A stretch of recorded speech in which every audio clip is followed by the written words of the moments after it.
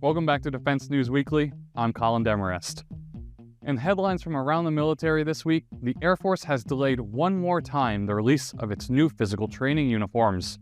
The gear was originally slated to go to airmen 18 months ago, but was delayed until this month due to a fabric shortage and color concerns. The service announced recently it needs one more month to get the PT uniforms ready, and now April is the release date. However, it's unclear when they'll be available for general purchase in Army and Air Force exchange service locations.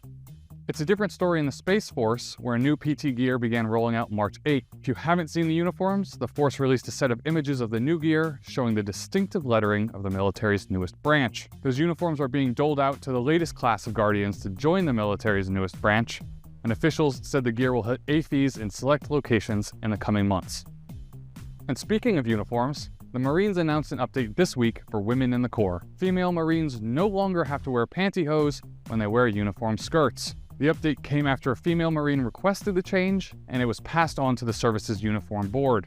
Previously, women in the Marines were required to wear full-length nylon hose when in uniform skirts. Skirts are allowable options for women for service uniforms, dress blues, and evening dress uniforms, though slacks are an option for each of those as well. Female Marines who opt for bare legs must still wear shoe liners or no-show socks for hygienic purposes and to prevent blisters, a Marine administrative message on the matter said. The Air Force scrapped its hose requirement in 2021, and the Navy followed suit in 2022. But the Army's rules appear to call for women to wear hosiery in certain uniforms.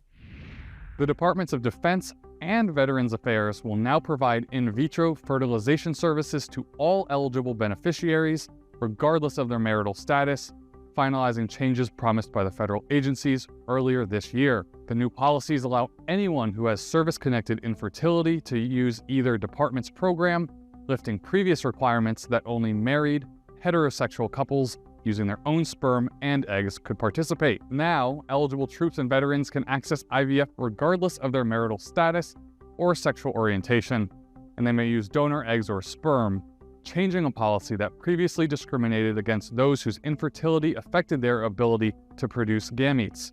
The reforms were spurred on by a lawsuit filed in August by the Yale Law School and the National Organization for Women's New York chapter.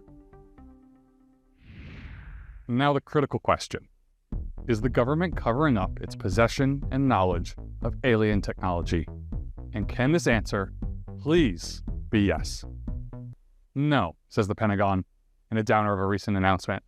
In a statement released March 8th, the Department of Defense said it has finished its investigation into the matter, and it has concluded it has, quote, found no verifiable evidence for claims that the U.S. government and private companies have access to or have been reverse engineering extraterrestrial technology. The study was called the All-Domain Anomaly Resolution Office's Historical Record Report, and looked at government records and previous investigations finds dating all the way back to 1945. The Pentagon found that most reports of unidentified anomalous phenomena were just ordinary objects misidentified by observers, and claims of alleged reverse engineering of, quote, off-world technology and biological material either do not exist or are misidentifications of authorized military programs.